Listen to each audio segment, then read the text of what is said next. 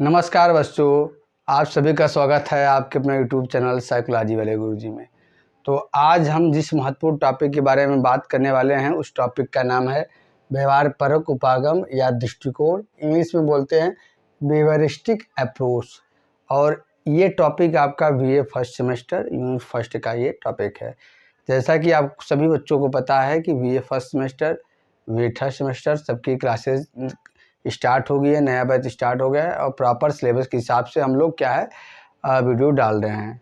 तो अभी तक जिन बच्चों को नहीं पता है, जिनका पहला क्लास है, वो एक बार चैनल पे विजिट करके प्लेलिस्ट चेक कर लीजिए। इसके पहले वीडियो में हमने आपको बताया था कि मनोविज्ञान का मनोगत्यात्मक उपागम क्या होता है, वो किस तरह से उसका अध्ययन वस्तु क्या है, वो किस तरह से मनोविज्ञान को अध्ययन करने का दृष्टिकोण रखता है। और आज के बारे में हम लोग व्यवहार परक उपागम के बारे में समझेंगे या व्यवहार परक दृष्टिकोण के बारे में समझेंगे।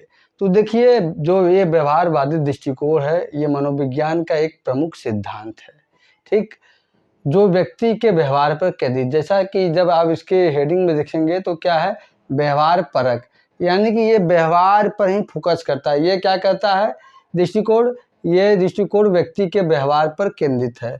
और ये दृष्टिकोण व्यक्ति के विचारों या भावनाओं के अध्ययन करने के बजाय ये किसका अध्ययन करता है, व्यक्ति के व्यवहार का अध्ययन करता है, ठीक। और व्यवहारवादी दृष्टिकोण की स्थापना जेबी वाटसन महोदय और उनके सहयोगी बीएफ स्किनर ने कब की थी, 1912 में की गई, ठीक है। और इसके व्यवहार परक उपागम को हम लोगों ने कुछ मुख्य हेडिंग के बारे में रख के आप लोगों को समझाया, जिससे कि आपको और ज़्यादा स्पष्ट हो जाए। तो आपने व्यवहार परक उपागम क्या होता है इसको समझा कि देखिए, व्यवहार परक उपागम मनोविज्ञान का एक प्रमुख उपागम है या एक प्रमुख सिद्धांत है, जो क्या है बेसिकली व्यक्ति के व्यवहार पर केंद्रित होता है, व्यक्ति के व्यवहार का अध्ययन करने पर केंद्रित होता है। यह व्यक्ति के विचारों एवं भावनाओं पर फोकस न करके बल्कि ये कहता है कि व्यक्ति के व्यवहार का अध्ययन होना चाहिए। और इसकी स्थापना किसने की? तो इसकी स्थापना जेबी वाटसन और उनके सहयोगी बीएफ स्किनर ने 1912 में की गई। इतना यहाँ तक बात आपको क्लियर हो गया होगा। अब आइए कुछ मुख्य बिंदु के बारे में बात करते हैं जो व्यवहार परक उपागम के मुख्य तत्व हैं। सबसे पहला, व्यवहार का अध्ययन। क्योंकि व्यवहार मुख्य बिंदु है, व्यवहार मुख्य फोकस है, इसलिए क्या है, व्यवहारवादी दृष्टिकोण व्यक्ति के व्यवहार का अध्ययन करता है, न कि उनके विचारों एवं भावनाओं का। सिंपल सी बात है कि ये कहता है कि व्यक्ति के व्यवहार का अध्ययन होना चाहिए, क्योंकि व्यक्ति के व्यवहार का अध्ययन हम आसान तरीके से कर सकते हैं और व्यक्ति के व्यवहार को विभिन्न तरीके से हम सुधार भी सकते हैं। आगे उसको बताएंगे हम कैसे।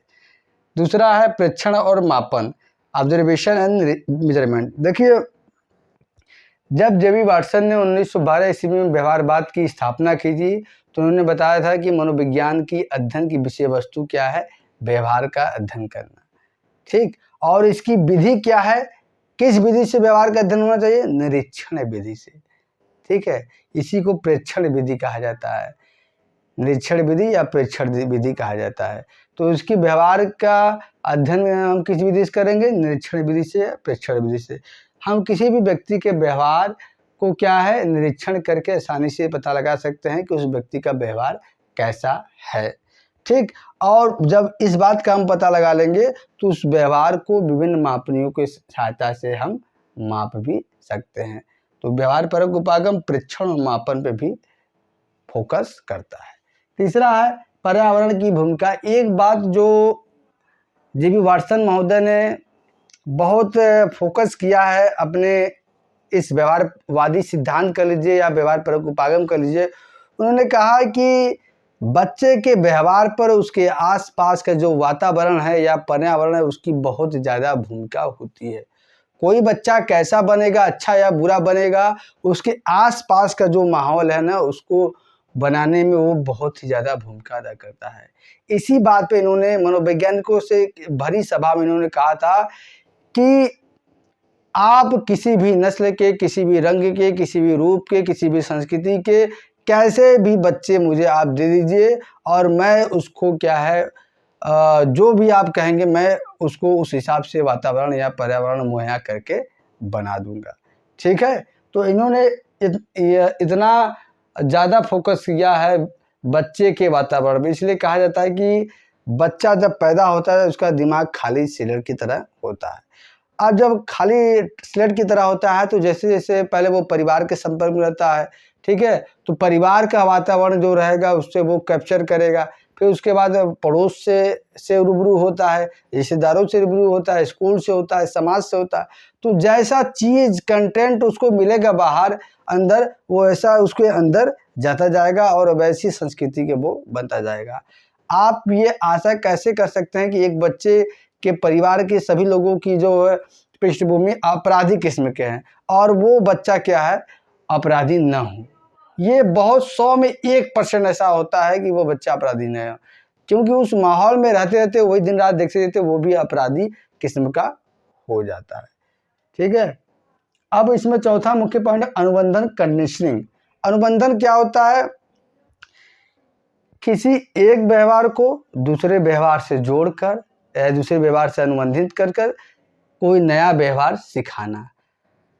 अनुबंधन पे कई सिद्धांत है, जैसे प्राचीन अनुबंधन है, नैमित्तिक अनुबंधन है। आपने पावलॉव का जो है कुत्ते वाला सिद्धांत पढ़ा होगा, उसमें इन्होंने क्या कहा था, कुत्ते को, जैसे कुत्ता है उसको आप कोई खाना देंगे तो वो लाड़ शराब करेगा ही, लेकिन यहाँ पावलॉव महोदय ने कुत्ते को घंटी से अनुबंधित कर दिया था कि जब घंटी बजता था तब कुत्ता लाड़ शराब करना शुरू कर देता है। इसी को अनुबंधन बोलते हैं। तो अनुबंधन के माध्यम से व्यक्ति के कई व्यवहार को सुधारा जा सकता है, व्यक्ति के कई व्यवहार को आकार दिया जा सकता है।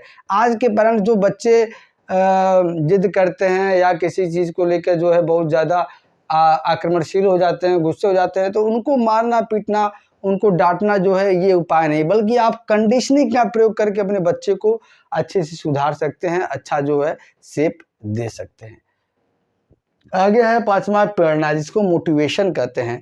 जे वाटसन महोदय ने बताया कि जो मोटिवेशन होता है वो व्यक्ति के व्यवहार को नियंत्रित करने का काम करता है। जैसे कोई व्यक्ति किसी काम को लेकर अगर डिमोटिव्स है, ठीक है, अभी प्रेरित नहीं है, तो उस व्यवहार उस काम को करने में उसका मन नहीं लगेगा, उस काम को अच्छे से नहीं कर पाएगा। ठीक है, अगर कोई व्यक्ति किसी काम को लेकर बहुत ज़्यादा मोटिवेट है तो उस काम को जल्दी सीखेगा भी और जल्दी कर भी लेगा। यही फ्रायड महोदय बताते हैं प्रेरणा।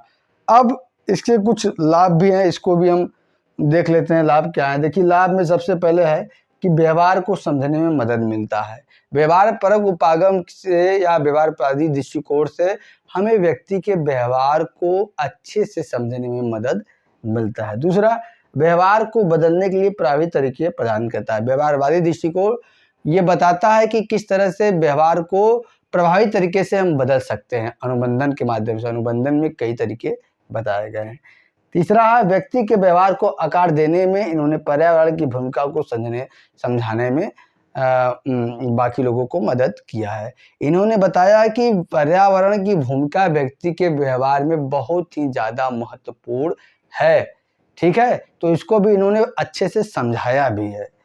अब इसके कुछ दोष भी हैं, उसको भी हम समझते हैं। सबसे पहला इसका दोष यही है कि मनोवैज्ञानिकों ने यह बात कह के आलोचना की है कि जो व्यवहारवादी है, मनोवैज्ञानिक हैं या उनके समर्थक हैं, वो केवल व्यक्ति के व्यवहार का अध्ययन करते हैं, जो कि वो व्यक्ति के विचारों एवं भावनाओं एवं चेतन प्रक्रियाओं का अध्ययन नहीं करते हैं, जो कि व्यक्ति के व्यवहार को निर्धारित करने एवं नियंत्रित करने व्यक्ति के विचार एवं भावनाएं भी प्रभावित होती है। दूसरा, इन्होंने ये कहा है कि ये पर्यावरण की भूमिका पे बहुत ज़्यादा फोकस करते हैं, जो कि वंश परंपरा पे ये फोकस नहीं करते हैं। कभी-कभी देखा गया है कई बच्चे जो है जीन्स के माध्यम से पीढ़ी दर पीढ़ी जो उनके गुण मिलते हैं वो भी व्यक्ति के व्यवहार को डिटरमाइन करते हैं। तो ये इनकी मुख्य आलोचना थी। इसका आपको जो है नोट्स मेरे टेलीग्राम चैनल पे मिल जाएगा, वहाँ पे ज़रूर विजिट करिए।